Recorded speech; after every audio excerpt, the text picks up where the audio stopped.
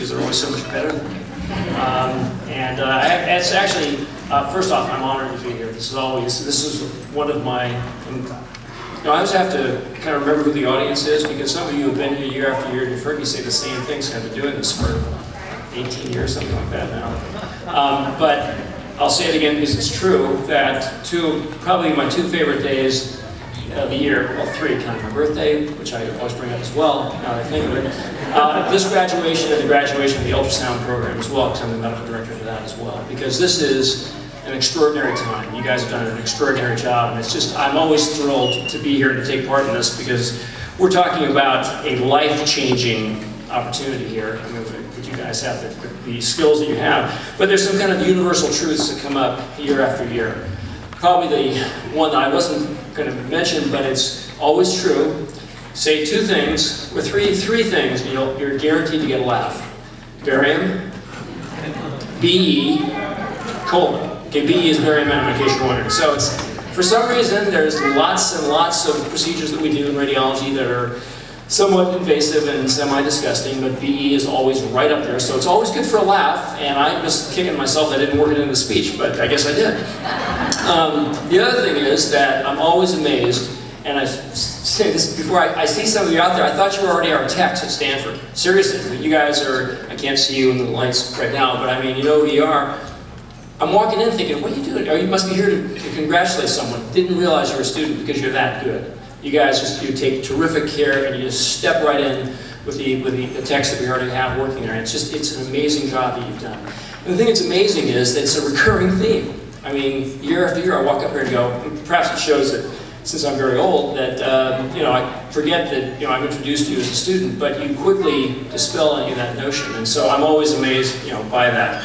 I'm also always amazed that you guys dress up so well. You clean up just great, terrific. And so I'm always very, very impressed by that. The other thing that usually happens, and I was actually reminded of this by Lori Holderman, who I used to work with at El Camino Hospital. Lori drove up and saw my car in the parking lot and thought, oh my God, I'm late, he's already here. Because I usually show up like 3 minutes after the thing starts. And actually tonight, I couldn't remember if it started at 6 or 6:30, so I got here at 6:02. So I was on time, but I was late. So it seems like that always happens. But the good news was that it gave me a little time, because my speeches are always sort of like scrawled on pieces of paper. And I had a few things that I wanted to say, because I don't really want to have, I'd like to be a little more spontaneous, but the nice thing is showing up a little bit early allowed me to go to my office around the corner and have a seat. The office says men on it. Literally, and sit down and make a few notes. So it was kind of odd to be on time. By the way, before I made a note here, it's just that I would say that whoever the student was who saw himself or herself working in an outpatient clinic and driving a Ferrari, they'll have a name tag here that says valet. Just want you to know that.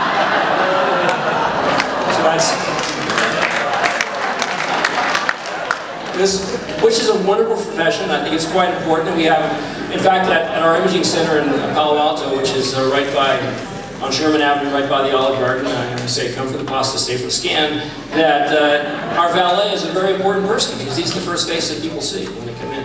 And so, I mean, everybody is important. I'll probably try and touch on that in a bit if I can. But I think that before I go any further, I think that I'd like to lead the students in a round of applause for everybody else who got here. So here's the kids, the parents, the family members, the children, faculty, the administration leadership. I think that it takes a village, it takes a community, it takes a college to be able to put you where you are, and I know you haven't forgotten that. It's amazing, and so thanks to all of them, and thanks to you as well. Having done this a number of years, I for a while thought about like kind of having A and B speeches, because when you have a first year and then they graduate, so you give the A speech one year, next year you give the B speech, and then the A speech and the B speech. But it's not as much fun. I like to try and come up with things that are a little bit more current. And in the past, I've tried to, unfortunately my kids are old enough now. There's no more graduations to go to. Don't have any grandchildren yet, so I've got to wait for that. I try and kind of come up with, in the past I've tried to take the keynote speakers, the people who are addressing it, take some of their points. Next year I'm going to take the student speakers' points. I'll use those next year, but they were terrific. And by the way, here's again to you guys. You guys are terrific.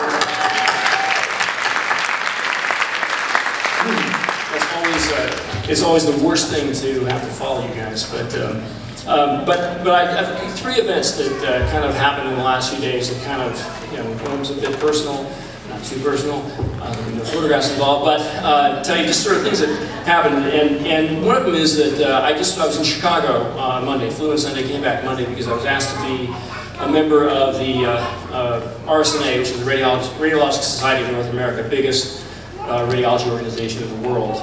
I was asked to be a part of the RSNA Patient-Centered Radiology Steering Committee. Patient-centered medicine is a big, big deal right now. I mean, it seems very obvious, patients in center. Duh, that was real obvious. But most people will talk about my patient instead of if that's my patient instead of I'm the doctor. And I really think it's important for us to try and focus on the care that we're giving people. And I'll let you know about a program that we're actually be rolling out at the big RSNA meeting in November that we came together, and it's kind of along the lines of Image Gently, Image Wisely, which are some of the ACR, the American College of Radiology programs that deal with watching, adjusting and monitoring and minimizing radiation dose. But we're trying to have something out for patient-centered radiology, and the byline or the slogan or whatever that we're going to use is Radiology Cares. We care for our patients, we care about our patients, we care about each other. And I think it's a terrific thing to remember that it's all about the patient. That's who we're working for. That's, and one of the people on the committee wanted to use a slogan like, treat every patient like they're your mom. Well, you may not like your mom, that might not be a good idea. That kind of is a leap of faith at the University of Love Our Mothers. I do love mine. But I think that is, the idea is to treat every patient that way, and the patients are the focus of what we do. It's absolutely critical. So I'll get to the second part of this is I fly back on Monday, and Tuesday I go to my optometrist because I unfortunately have to wear glasses, and so I go to see her, and I need to get some new contacts and that sort of thing. And she takes a picture of my retina, and she kind of goes, "Well, look at that right there. There's a little hemorrhage." And I'm like, immediately. Of course, because I'm very important to myself, and I realized that this would not be a good thing.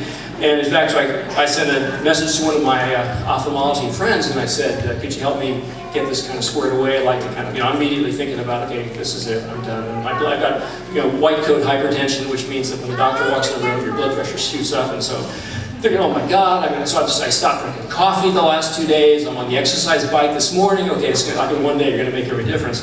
And so I contacted one of my friends who's an ophthalmologist at Stanford, and I said, could you set something like this up? Because I said, because a radiologist without vision is like a general practitioner, is just a general practitioner with bad people skills. And so today I go and I've got this world's retinal expert, the chairman of the department at Stanford, who's looking at my eyes, and he says, and I'm thinking, okay, the worst, what am I going to have to do? Okay, it's a will and order, the whole thing, what am I? And, because I wasn't overreacting at all. And so he repeats the scans, and he says, there's nothing there, it's fine. I said, what? And immediately I was like, bells ring, doves fly, I'm very thrilled. And he says, no, that must have been an artifact. So the key is clean your screens, okay? Make sure you clean your screens. For those of you, you can ask that question later, but whether it's CRD or clean your screens, because there was an artifact in the machine that did this. So immediately I'm like thrilled, life is good. So I think the key is to remember that, every little detail of what you do counts. Everything you do for the patient. Sometimes that little piece of dust on the screen you have is going to make a big deal. We still use those, don't we? Still use screens? Okay, I'm thinking we do. I'm sorry, I still use film. I pick it up and look at these things like an antique piece, but anyhow, that's something that we use in radiology. So anyhow, every detail counts. That's the kind of point I was getting at. It's kind of very roundabout way, but it's really critical that that there's no such thing as good enough in healthcare and radiology in life. Treat every patient like they are your mom. Pretend like you love your mom. So I think that really is is critical. The last thing I wanted to talk about was just again, this is more of a kind of shows my some of my bias that I'm a sports fan, and tonight was the NBA draft.